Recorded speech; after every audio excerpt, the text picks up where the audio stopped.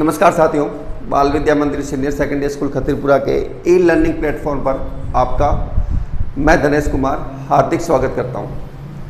हम बात कर रहे थे मॉडल्स को लेकर। मॉडल्स में हमने कैन के प्रयोग को लेकर बात की। मॉडल्स में हमने जो है वो मे के प्रयोग को लेकर बात की। उसके बाद अपन ने कुड के प्रयोग को लेकर बात की। उसके बाद अपन ने माइट के प्रयोग को लेकर बात की। और आज जो हमारा मॉडल का टॉपिक रहेगा वो रहेगा शुड का प्रयोग। ठीक है, तो मित्रों शुरू करते हैं अपन मॉडल्स में शुड के प्रयोग को लेके। मॉडल्स में अपन आज प्रयोग करेंगे शुड का। शुड का अर्थ होता है चाहिए।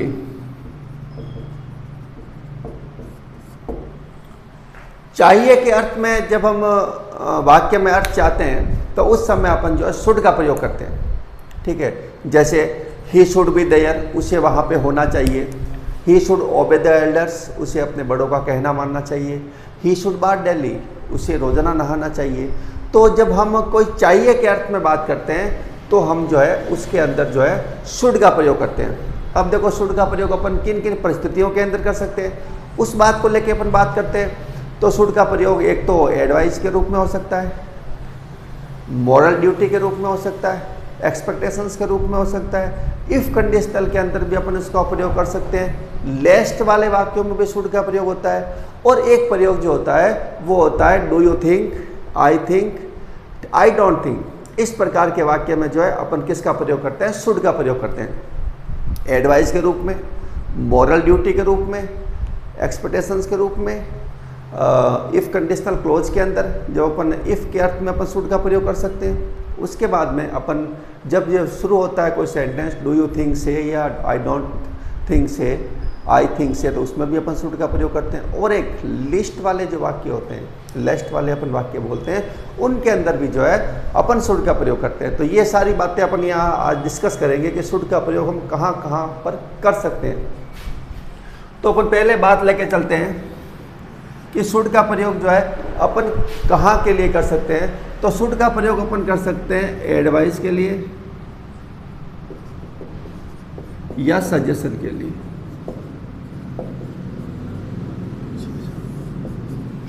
सजेशन की बात हो, एडवाइस की बात हो, उस समय जो है अपन शुड का प्रयोग करते हैं। जैसे अपन इसको बोल सकते हैं सुझाव, सुझाव या सलाह। जब अपन कोई सलाह देते हैं, कोई सुझाव की बात करते हैं, तो उस कंडीशन में जो है अपन प्रयोग करते हैं शुड का। कैसे वो देख लेते हैं। जैसे यू शुड गो देयर, आपको वहां जाना चाहिए। You should take a bath daily, आपको रोजाना नहाना चाहिए। You should go for a morning walk,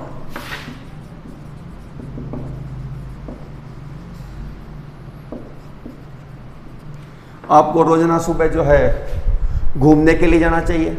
तो जब हम कोई सलाह देते हैं, जब हम कोई सुझाव देते हैं, उस कंडीशन के अंदर जो है अपन चाहिए के अर्थ के अंदर किसका प्रयोग करते हैं, शुड का प्रयोग करते हैं। तो पहली बात मित्रों आपको समझ में आ गई होगी कि शुड का प्रयोग जो है हमें जब सुझाव हम किसी को देते हैं, इसमें कोई बाध्यता नहीं होती है, ऑब्लाइजेशन नहीं होगी कि उसको ये काम करना ही करना है। लेकिन एक नैतिकता के जरिए जब हम उसको सुझाव देते हैं, उस कंडीशन में जो है अपन शुड का प्रयोग करते हैं और उसका अर्थ जो निकलता है वो चाहिए के अर्थ में निकलेगा। ठीक है, अपन इसके दूसरे भाग को लेकर चर्चा करते हैं जिसमें अपन कहेंगे मॉरल ड्यूटी।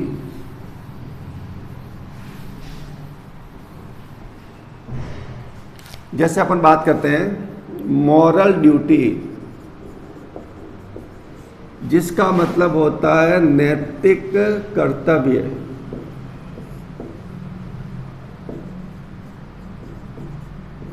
नैतिक कर्तव्य, नैतिक कर्तव्य को जब लेकर अपन बात करते हैं तो उस कंडीशन में भी जो है अपन किसका प्रयोग करते हैं, शुड का प्रयोग करते हैं। कैसे, अपन बात करते हैं we should obey over elders. हमें जो है अपने से बड़ों का कहना मानना चाहिए। वी शुड रेस्पेक्ट अदर्स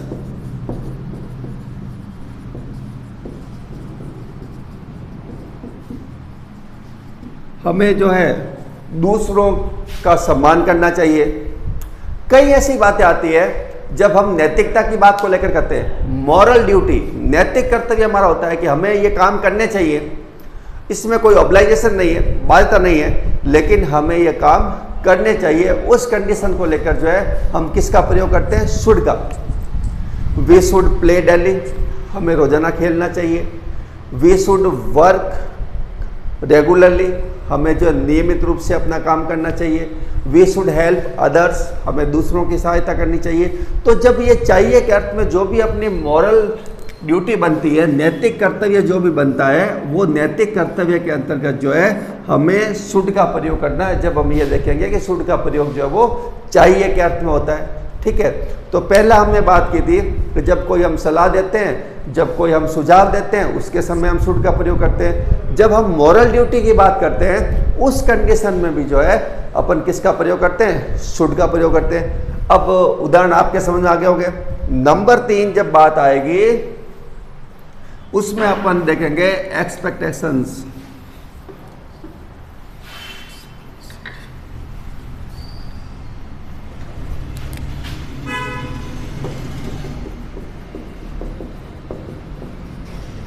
अनुमान या आशाएं।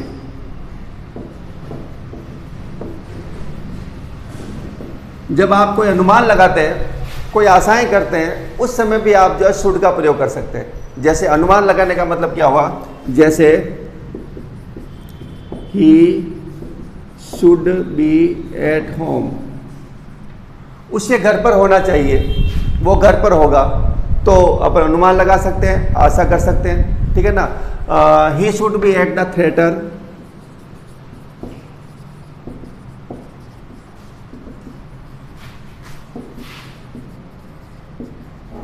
ही should B at the theatre. और कर सकते हैं, ही शुड बी रीच सून, उसे जल्दी यहाँ पहुँचना चाहिए। जब हम अनुमान लगाते हैं, जब हम आशा करते हैं, उस कंडीशन के अंदर भी जो है अपन किसका प्रयोग कर सकते हैं? शुड का प्रयोग करते हैं। तो पहली कंडीशन सलाह को लेकर हुई, सजेशन को लेकर हुई। दूसरी कंडीशन अपने जो है मॉरल ड्यूटी को लेकर हुई। तीसरी कंडीशन जो है वो एक्सपेक्टेशंस को लेकर हुई। अब अपन बात करते हैं इसके चौथे वाले भाग को लेकर के, और अपन इसका प्रयोग कहाँ कर सकते हैं? तो अपन इसका प्रयोग कर सकते हैं लेस्ट वाले वाक्यों में। चौथा जो इसका पॉइंट होगा उसमें अपन बात करेंगे लेस्ट वाले वाक्य।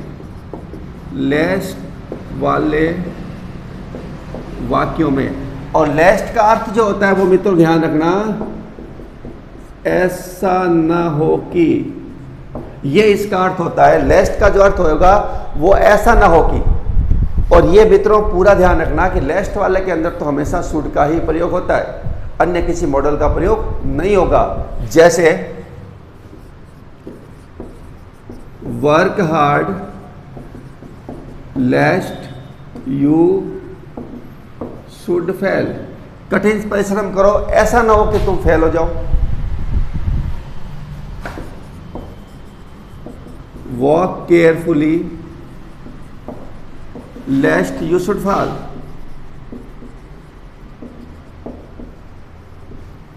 सावधानी पूर्वक चलो, ऐसा ना हो कि तुम गिर जाओ।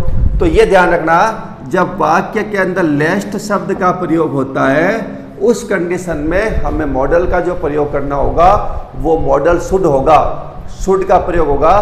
क्योंकि लेस्ट वाले वाक्यों में हमेशा से जो है चाहिए के अर्थ में होता है, और लेस्ट का जो अर्थ होता है वो होता है ऐसा ना हो कि।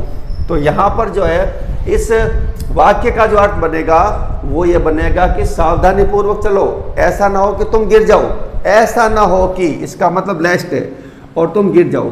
तो ये बात आपको समझ में आ गई होगी कि लेस्ट वाले वाक्यों के अंदर जो है हमें हमेशा किसका प्रयोग करना है? शुड का ही प्रयोग करना है। उसके बाद में अपन बात कर लेते हैं इफ कंडीशनल के अंदर। इफ कंडीशनल सेंटेंस,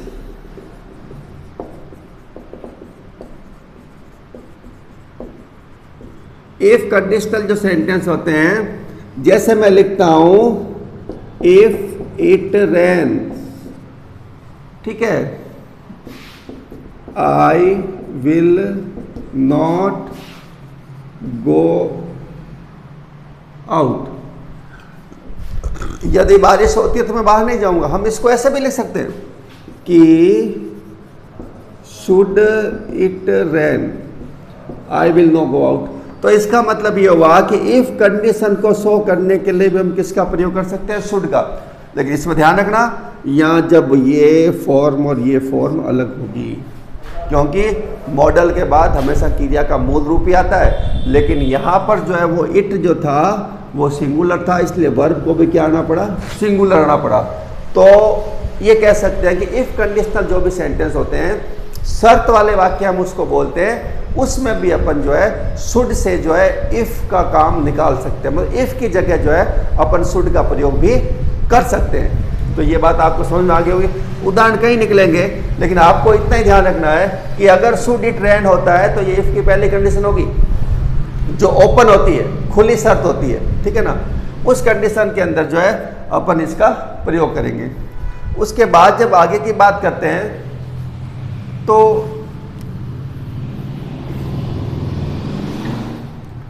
एक आता है आई थिंक, एक आता है डू यू थिंक, और एक आता है आई डोंट थिंक। जब ये किसी वाक्य के शुरुआत में हो तो उसमें जो है अपन किसका प्रयोग करते हैं, शुड का प्रयोग करते हैं। अगर ये किसी भी वाक्य के शुरुआत में आते हैं तो अपन जो है उसमें किसका प्रयोग करते हैं, शुड का प्रयोग करते हैं। कैसे, वो देखते हैं। I think you should apply for the post या जॉब। एक ये हो सकता है I don't think you should go there.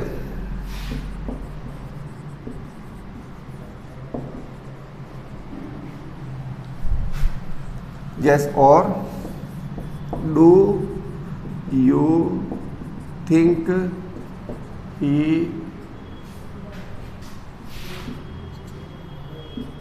Should be there.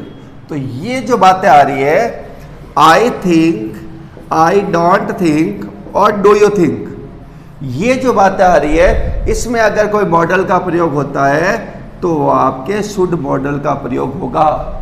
क्योंकि इनसे जब वाक्य की शुरुआत होती है तो आपका सोचना होता है, और जब आपका सोचना होगा तो इसका मतलब आपकी सलाह होगी, आपका सुझाव होगा, आपकी एडवाइस होगी।